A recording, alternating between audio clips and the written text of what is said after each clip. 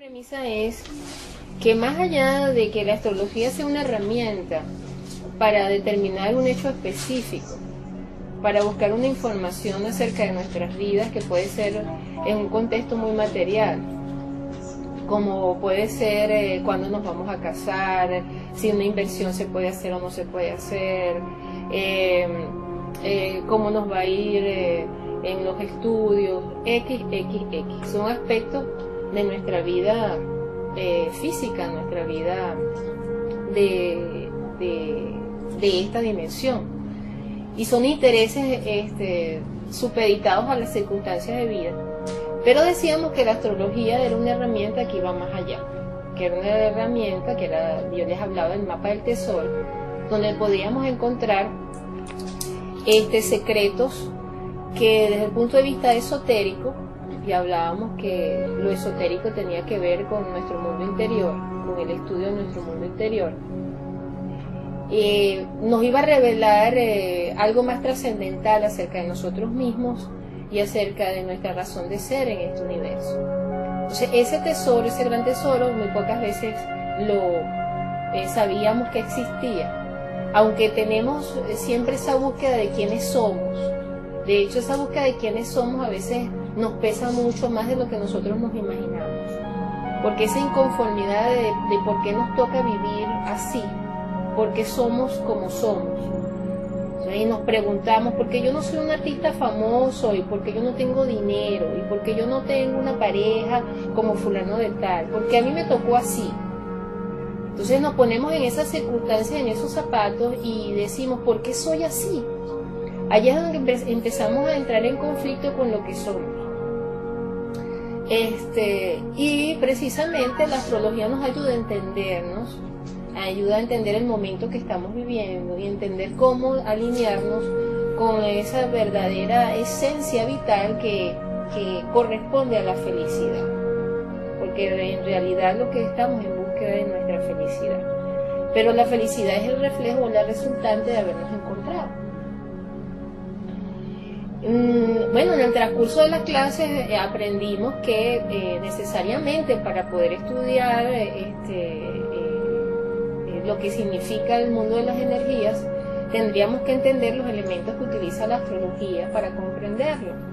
Y empezamos a estudiar el zodíaco. Nos dimos cuenta de que las energías obedecen a unos cambios a través del tiempo. Y teníamos los cambios de las estaciones relacionados con los signos del zodíaco. Sabemos que esas energías representadas en esos signos del zodíaco, que es la información que nos han dado los sabios de civilizaciones antiguas, está representada por ideografías, por figuras y por mitemas, que son historias, representando el cuento, representando la historia mitológica, una forma de enseñanza y de transmisión de generación en generación de lo que es esa energía y cómo la podemos entender. Entonces estudiamos un poco de mitología y comprendimos los signos desde el punto de vista arquetípico. Luego nos metimos en una clasificación de los signos para analizarlos a través de un método que es el método científico. Y en ese método de análisis lo que hacíamos era a través de analogías de lo que ya conocemos y a través de diferenciaciones podíamos llegar a una definición de lo que es un signo. Entonces aplicábamos desde el punto de vista cabalístico la ley del 4 y la ley del 3, que se ve que se repite en la naturaleza.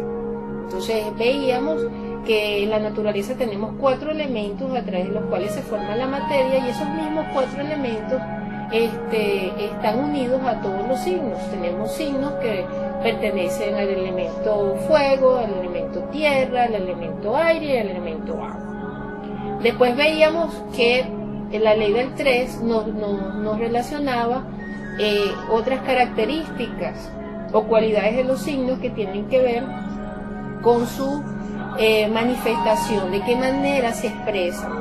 Y su expresión o su dinamismo, como lo llamamos, tiene que ver con si son cardinales, son iniciadores, si son fijos, que son los conservadores, o si son mutables, que son los flexibles y los conectores de los otros dos. Entonces, ya dicho esto, nosotros ya ustedes tienen identificado cuáles son esos signos, y poco a poco, independientemente si ustedes se lo quieren aprender en memoria, lo pueden hacer.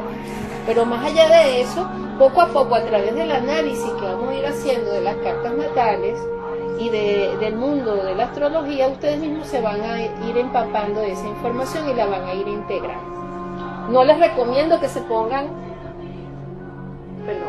no les recomiendo que se pongan a estarse aprendiendo nada de memoria, porque poco a poco eso va a fluir. La semana pasada, bueno, la cantidad de información que les di, yo vi que hubo gente que decía esto es mucho, ¿verdad?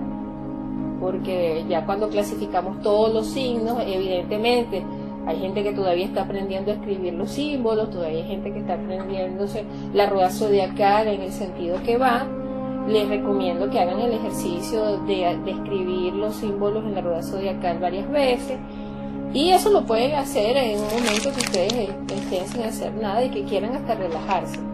Porque el escribir cada uno de esos símbolos y hacer la rueda astrológica es hacer un mandala, y ese mandala nos ayuda a integrar todas las energías. Entonces es hasta un ejercicio energético muy favorable.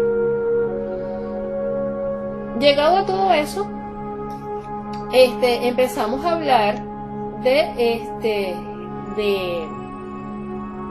los protagonistas que van de alguna manera a marcar pauta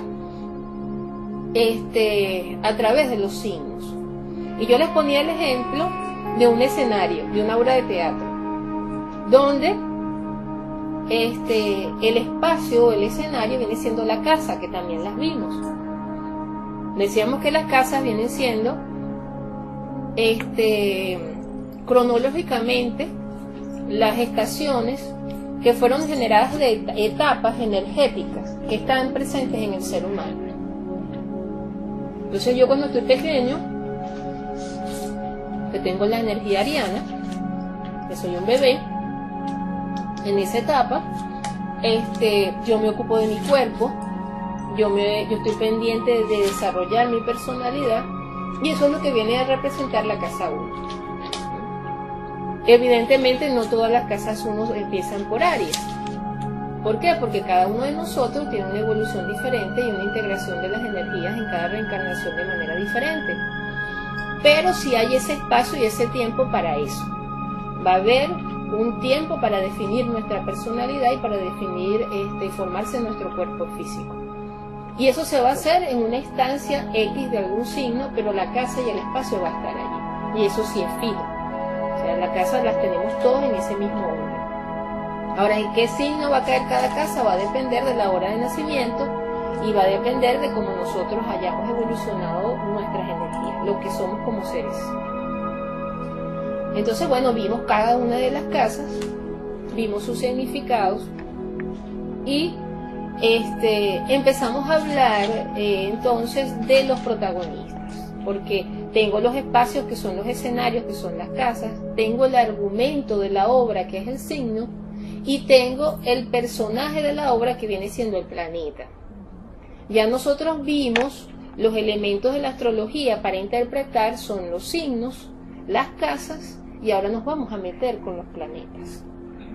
En principio hablamos de algunos puntos de la carta que también vamos a ver que no son planetas, ¿okay? No son definidos como planetas, pero se comportan como planetas, como elementos que dan una interpretación. Uno de esos elementos es el ascendente. Y estábamos hablando de lo que era el ascendente. Recordábamos lo que vimos cuando vimos los arquetipos acerca de la luna. Y decíamos que la luna era nuestro pasado, era nuestra energía instintiva. La luna nos reflejaba lo que nosotros fuimos en una memoria anterior, en una memoria akáshica. Y de alguna manera la luna es algo que nosotros tenemos que superar, trascender, no eliminar, como dicen alguna literatura astrológica equivocadamente. No hay que eliminar nada de lo que está en nuestra carta. Pero evidentemente la luna hay que trascenderla, porque la luna nos puede llevar a ciclos que se repiten, y los ciclos que se repiten son los karmas. O sea, la luna es kármica, es tan kármica que justamente los puntos de intersección de la órbita de la luna con la eclíptica son nada más y nada menos que los nodos lunares. Y los nodos lunares se llaman los nodos kármicos.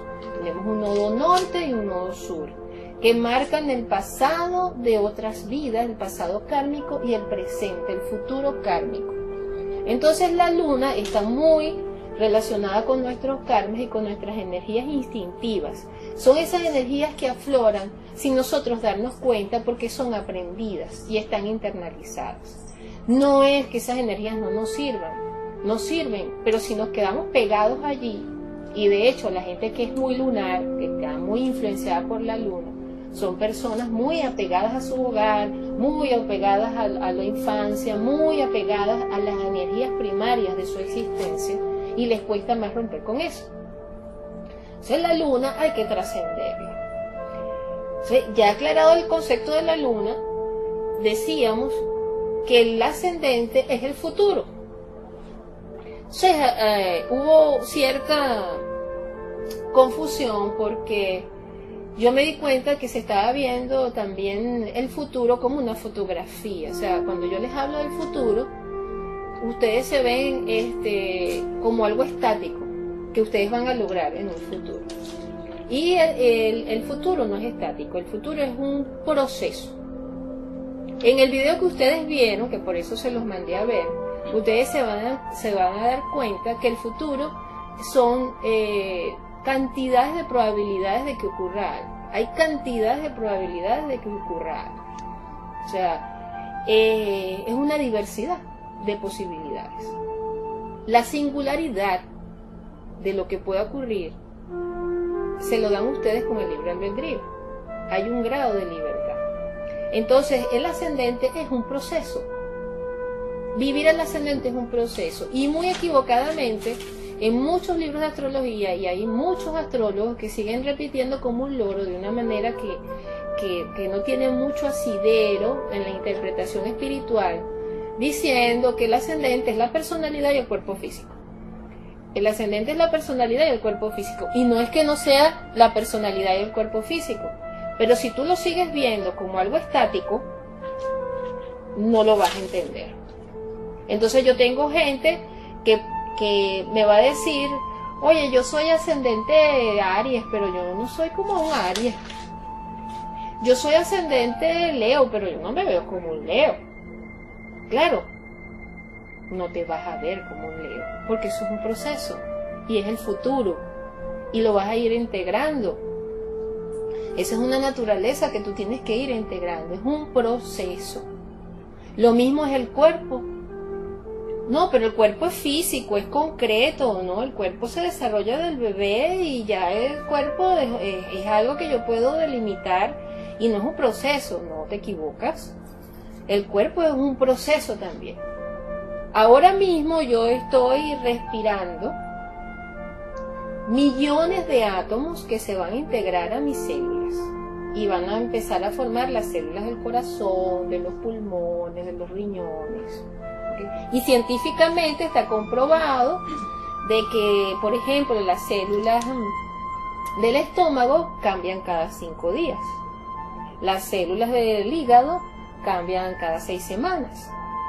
Y las células de los huesos, que es lo más duro que tenemos, cambian cada 3 meses.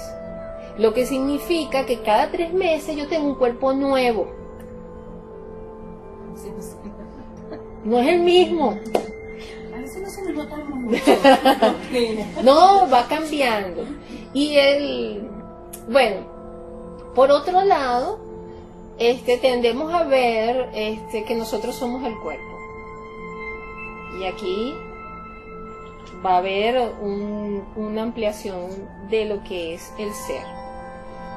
En realidad, ¿qué se forma de qué? ¿El cuerpo se forma de una influencia exterior de los planetas? ¿O es algo interior que forma el alma, que forma el cuerpo?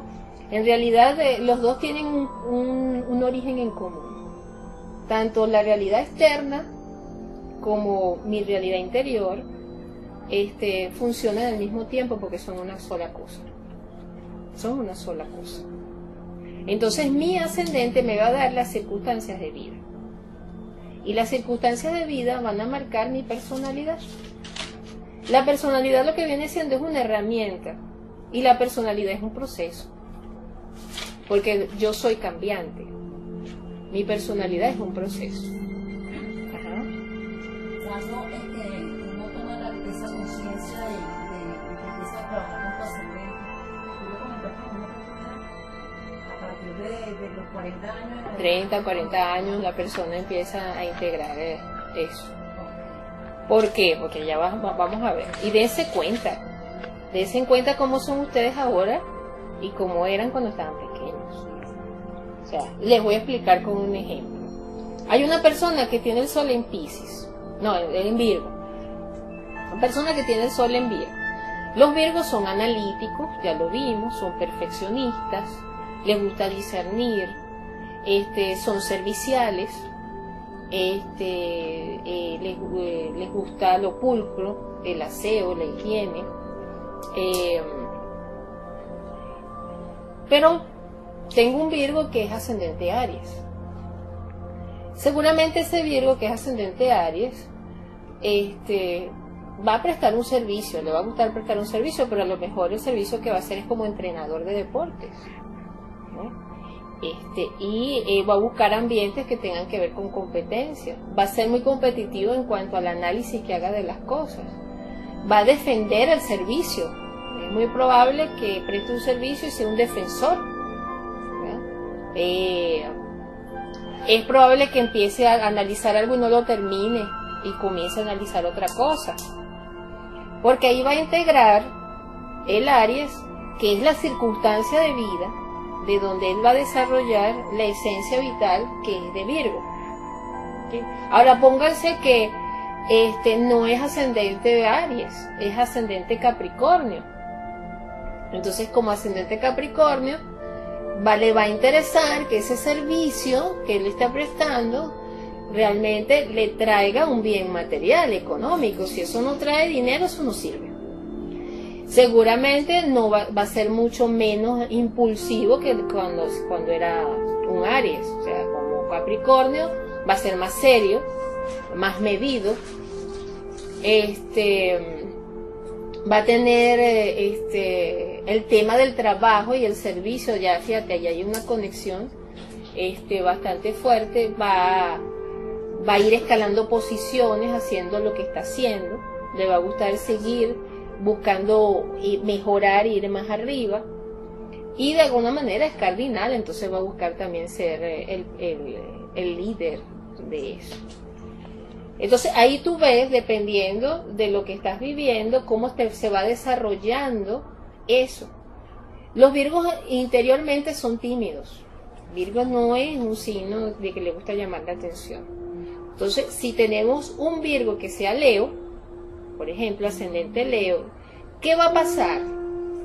Muy probablemente si conoces a esa persona cuando es pequeña, que es un niño, a lo mejor es un niño tímido, a lo mejor no le va a costar integrarse, pero a medida que va creciendo, las circunstancias de vida lo van a obligar a que primero normalmente son personas que se le ponen circunstancias de vida donde de repente los otros le roban sus méritos y donde tiene que aprender a brillar, donde el tema de brillar, el tema de protagonizar, el tema de llamar la atención, es una razón de vida. Entonces las circunstancias en que ese Virgo de repente va a prestar ese servicio lo van a obligar a defenderse y a tratar de llamar la atención. Cuando él pase por todas esas pruebas que seguramente les va a poner en la vida con su ascendente, y eso lo vamos a ir viendo con todos los demás planetas de la carta, cuando él llegue al final de su vida, es muy probable que él ya sea un Leo, ya haya integrado ese Leo, ya esa energía la haya integrado. Entonces así más o menos podemos entender lo que representa el ascendente. El ascendente inicia en una circunstancia de vida, pero es un proceso, así que ustedes no pueden venir